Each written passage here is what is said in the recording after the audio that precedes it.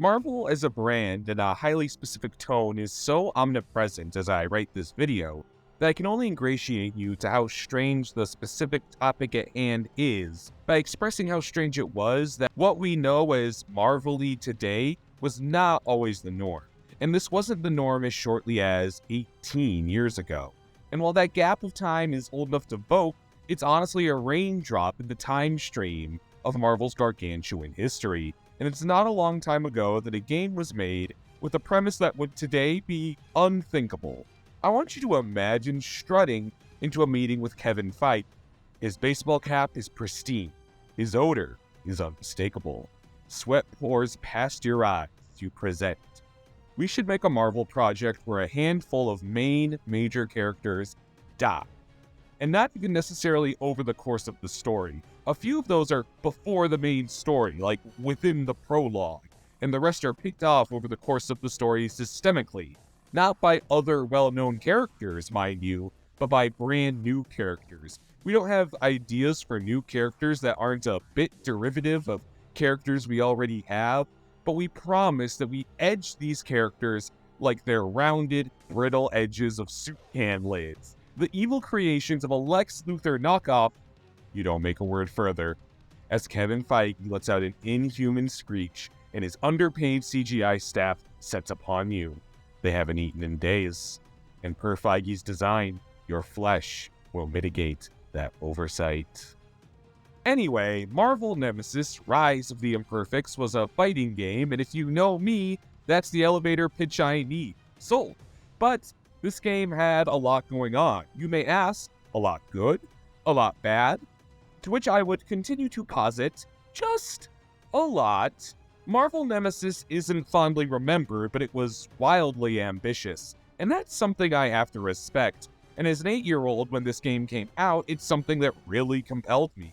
Its perspective was top-down as opposed to the norm of fighters at the time. And the gameplay also relied on heavy emphasis on environmental interaction, like picking things up and throwing them in a fashion that, accredited, emulates trademark superhero property damage really well. There was even specificity in who could handle what objects.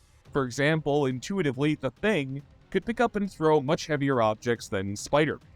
The game even had fatalities of a sort, but instead of cinematics you get as a reward after the match is said and done, these could be triggered when your foe was below a certain threshold of health, meaning gameplay naturally got more tense as your life bar was whittled away. It was also just really funny to see the Justice League, when crossed over with Mortal Kombat of all things, protect their personal code with heroic brutalities. Meanwhile, a few years earlier, the Avengers were just like, Johnny Storm, no, don't, oh my god. It's elements like these that make a game pretty much inconsiderable for a competitive fighting game scene, and as such, bestowed a short shelf life.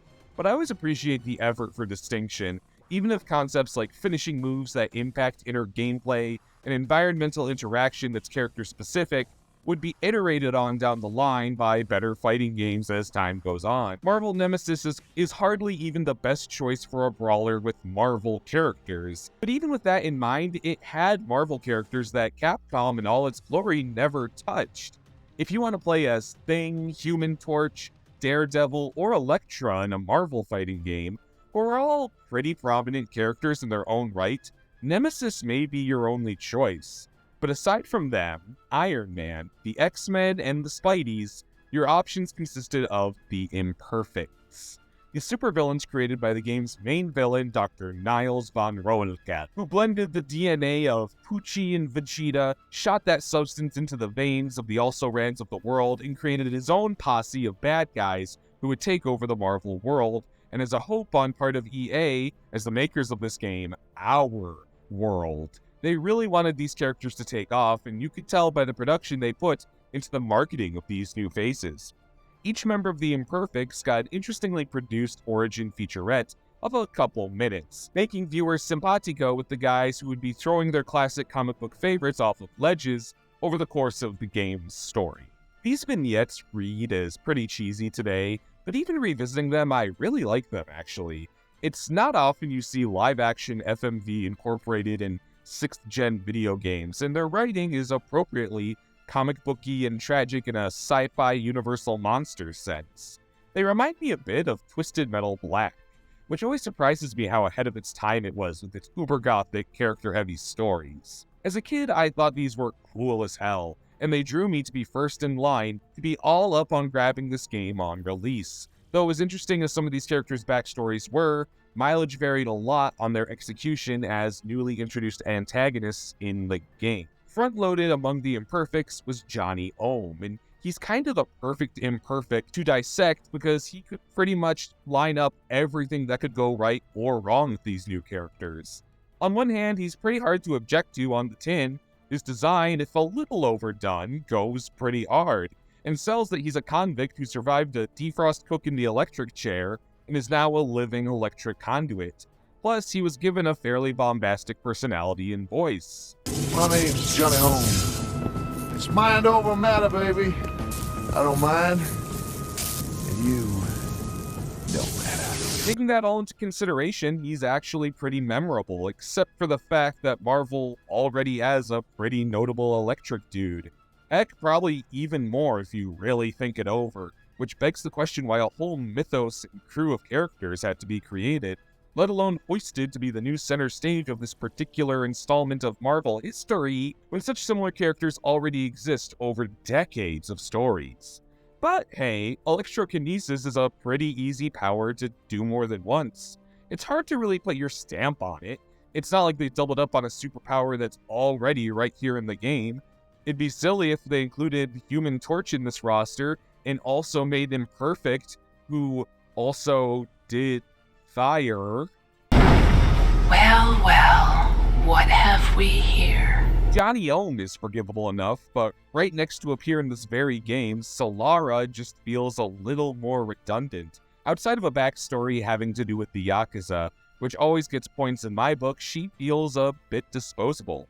The game didn't up any dials in particular for her personality, except I guess they kinda wanted her to be the sexy one. Oh, and I was just getting warmed up. I dunno, for a lady literally on fire, it says a lot that Elektra is still hotter than you. But again, fire is a pretty easy access superpower. There are more distinct abilities with trademark flair that make characters longtime favorites.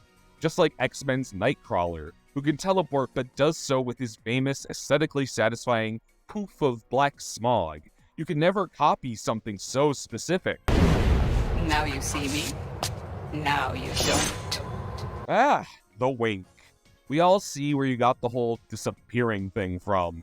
It's no wonder Wolverine in particular made a whole rivalry with you. I'd be pretty peeved too if someone knocked off my superhero buddy's whole thing. But not all of the Imperfects were so outworldly derivative. The Big Man Brigade, rather than being just one superpowered guy, was a Frankenstein-like being composed of multiple slain army men. That's a pretty novel concept, one that feels taken right out of the pages of a classic comic. And EA pulled him off with a creepy-looking design and a cool voice effect that makes him sound like multiple tortured voices screaming at once. I'm 100 of your worst nightmares. Say it, sir! Yes, sir! The only asterisk to Brigade is that the premise of the character doesn't lend itself to a story with a ton of autonomy, at least not easily. So he's kinda destined to be a bootlicker for a greater evil, given he is, after all, a whole platoon of bootlickers sewn together. Though some of the Imperfects make a bit too much of an impact, no pun intended when talking about Fault Zone, who's a brilliant supervillain concept entirely of its own. A ballerina who was made into a cyborg after an accident, and now her mechanical implants create earthquakes as her delicate ballet moves make contact with the ground.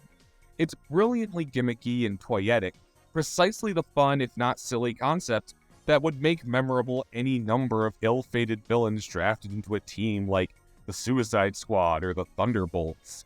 But with that in mind, she's arguably too fantastical for this particular game. You've probably caught on by now that the tone of Nemesis is very brooding and dim. It'd be like if Polka Dot Man showed up in the Dark Knight trilogy.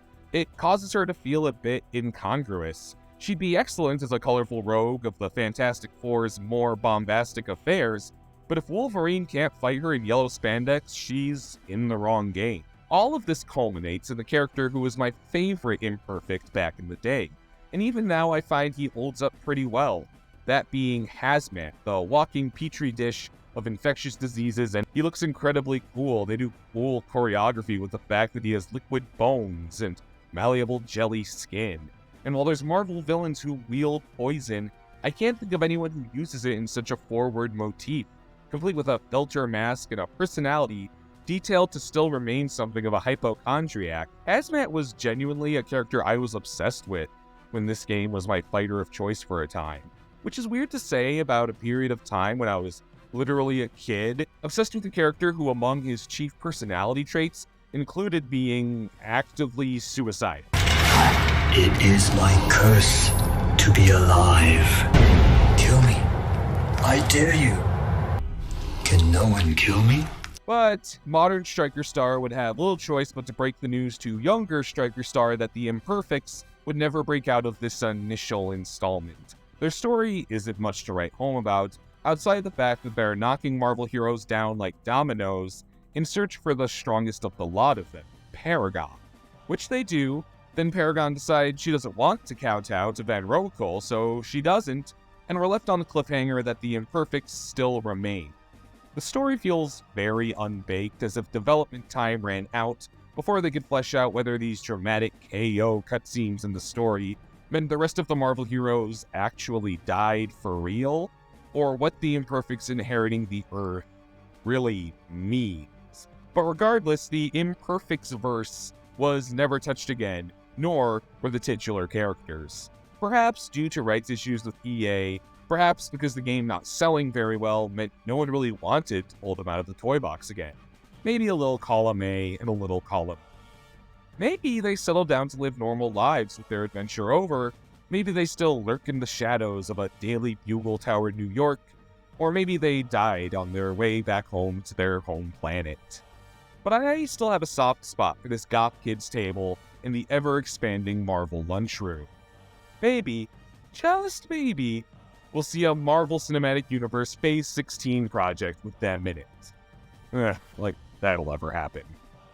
At least you can say you came in a strong second.